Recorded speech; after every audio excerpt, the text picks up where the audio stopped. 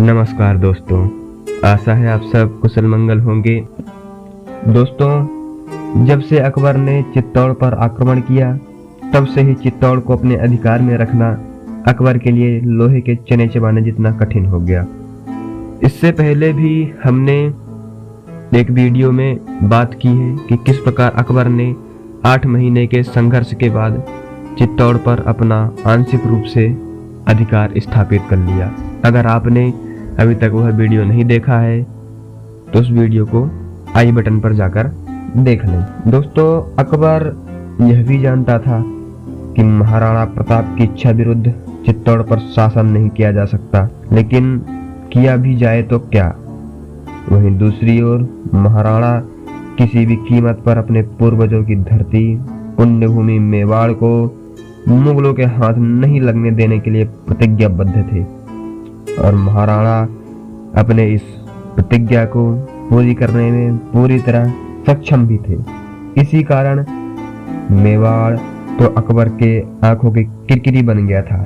इससे पहले भी अकबर ने अपने जीवन के 8 महीने केवल चित्तौड़ के किले के बाहर गुजार चुका था, इसलिए उसे पता था कि युद्ध द्वारा भी इसे अपने राज्य में नहीं मिलाया जा सकता तथा मेवाड़ को छोड़ा भी नहीं जा सकता। इसी समस्या के समाधान के लिए अकबर ने मध्यम मार्ग चुनते हुए अन्य राजपूत राजाओं की तरह संधि प्रस्ताव द्वारा महाराणा प्रताप तथा मेवाड़ को अपने में मिलाने की कोशिश में लग गया। इसी कड़ी में अकबर ने अपने राजपूत सेनापति आमेर के राजकुमार मान सिंह को महाराणा प्रताप के पास संधि प्रस्ताव लेकर भेजा। दोस्तों, वह दिन मान सिंह के जीवन में सबसे कड़वे दिनों में से एक होने वाला था।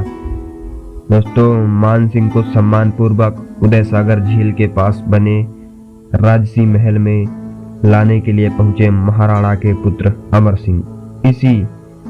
इसी बात से मान सिंह को बेइज्जती महसूस होना शुरू हो गई कि मुझे यानी अकबर के सेनापति को लेने महाराणा स्वयं क्यों नहीं आए। बहरहाल जब मान सिंह ने महाराणा से मिलने की इच्छा व्यक्त की तो उनका स्वास्थ्य खराब है कहकर थोड़ी देर तक के लिए मान सिंह को महाराणा प्रताप से मिलने से रोक दिया गया। लेकिन मान सिंह तो संधि प्रस्ताव की चर्चा महाराणा प्रताप से ही कर सकते थे, इसलिए महाराणा से मिलने की अपनी इच्छा को फिर से दोहराया। अमर सिंह ने मान सिंह से निवेदन किया कि वे रात्रि का भोजन मेवाड़ में ही करें। उसी समय महाराणा प्रताप आपसे चर्चा करेंगे। दोस्तों, मान सिंह यूं ही महल में घूमते हुए रसोई घर तक पहुंच गए, जहां पर कुछ सरदार और अमर सिंह तथा अन्य सहित मौजूद थे और आपस में कुछ बातचीत कर रहे थे। इसी बीच मान सिंह ने फिर पूछा कि महाराणा प्रताप कहाँ हैं।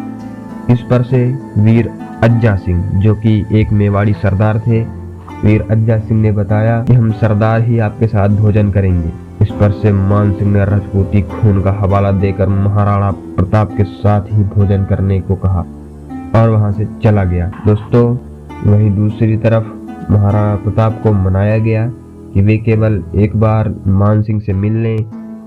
अतिथि देवो भव की बात कहकर उन्हें इस बात के लिए बनाया गया। दोस्तों, एक कमरे में महाराणा प्रताप और मान सिंह के लिए भोजन की व्यवस्था की गई। मान सिंह अकबर की महानता का बखान करने लगे और बताया कि हम राजपूत अकबर के दरबार में किस प्रकार सम्मान प्राप्त करते हैं, किस प्रकार अकबर का हृदय एकदम कोमल है, किस प्रकार से अकबर ने राजपूती शान को सदैव सम्मान दिया है।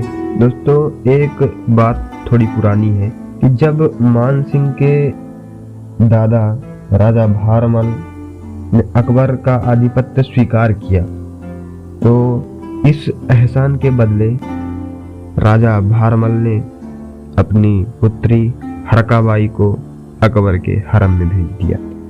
इसी बात से मान सिंह के वंश ने राजपूतों के बीच कभी भी सम्मान नहीं पाया। मान सिंह ने संधि प्रस्ताव सामने रखकर महाराणा प्रताप से मेवाड़ पर अकबर का आधिपत्य स्वीकार करने के लिए प्रस्ताव रखा।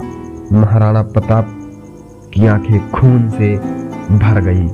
गुस्से से लाल होकर और बोले, मानसिंह, मेवाड़ गोहिल वंश से लेकर आज तक किसी का दास नहीं रहा है और तुम चाहते हो कि मैं अपने पूर्वजों की आन का सौदा कर अकबर की दास्ता स्वीकार कर लूं, अपने बहन बेटियां मुसलमानों के हरम में भेज दूं, राजपूती खून को कलंकित कर दूं। माहौल बिगड़ता देख मान सिंह ने महाराणा प्रताप को चेताया कि आप नहीं तो आपके आने वाली पीढ़ियों को ऐसा ही करना पड़ेगा, तब आप भी हमारे समान हो जाएंगे। इस पर फिर महाराणा राजपूती हुंकार भरते हुए बोले कि मैं आज का उत्तरदायी हूँ, अपने पूर्वजों की तरह, ना कि कल का। आप में और सिसोदिया वंश में इतना अंतर तो अवश्य रहेगा कि आपके घर से तुर्कों के यहाँ डोलियां गई थीं, पर हमारे यहाँ से कभी नहीं जाएगी। अपमानित और झल्लाए मान सिंह ने कहा, मैं इस अपमान का बदला लूंगा। महाराणा ने भी गंभीर वाणी में कहा, मैं आपकी प्रतीक्षा करूंगा।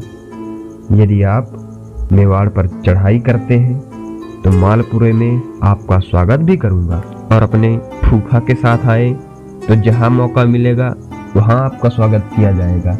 मान सिंह खून का घूंट पीकर रह गए। आगरा जाकर अपने फूफा से महाराणा पर आक्रमण कर मजा चखाने का अनुरोध किया, लेकिन अकबर इतना भी बेवकूफ नहीं था। वह मान सिंह की बातों में आकर युद्ध के लिए निकल पड़े।